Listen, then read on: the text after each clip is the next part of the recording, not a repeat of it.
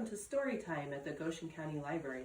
I'm Miss Molly, and we're going to be reading a story from the summer reading program this summer that is called Imagine Your Story.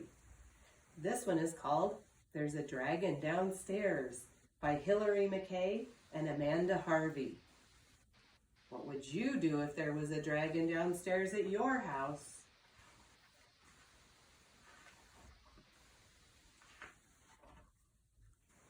There was a dragon downstairs at Sophie's house.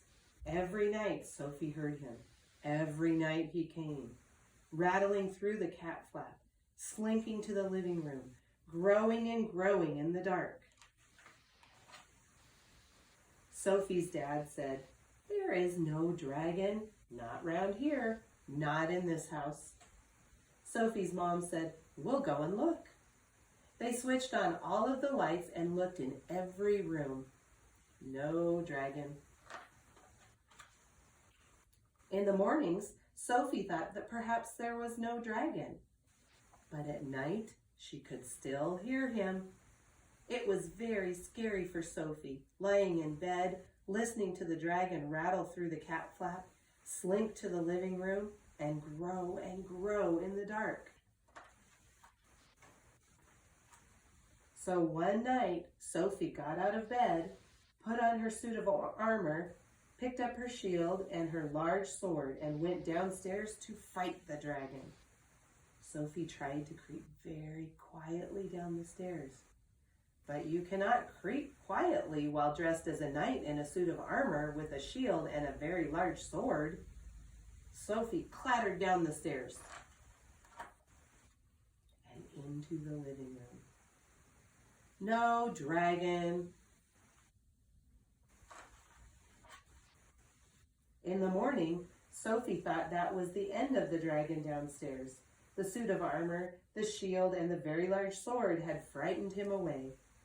But that night, he came again, rattling through the cat flap, slinking to the living room, growing and growing in the dark.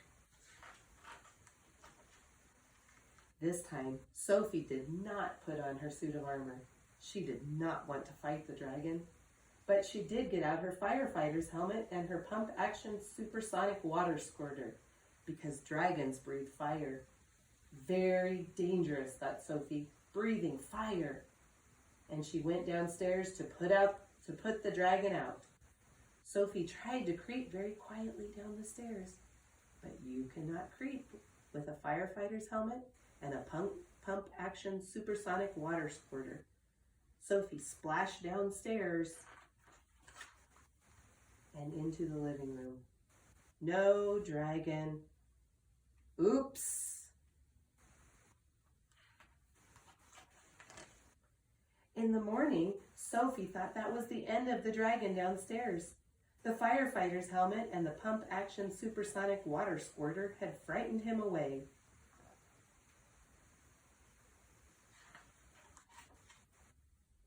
But that night, he came in again, rattling through the cat flap, slinking to the living room, growing and growing in the dark. That night, Sophie did not put on her suit of armor. She did not want to fight the dragon. She did not take her firefighter's helmet or her pump-action supersonic water squirter. She did not want to put the dragon out. Instead, she put on her crown and all of her jewels and her long floating princess dress, because dragons like princesses. To eat, thought Sophie, but he won't eat me. And she went downstairs to trick the dragon. Sophie tried to creep very quietly down the stairs, but you cannot creep in a long flowing princess dress. Sophie fell down the stairs and into the living room. No dragon.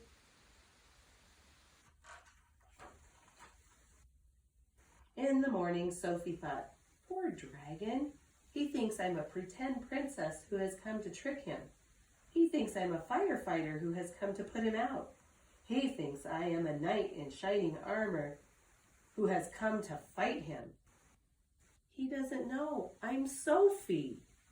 Sophie thought the dragon would never come back. But that night he came again, rattling through the cat flap, slinking to the living room, growing and growing in the dark.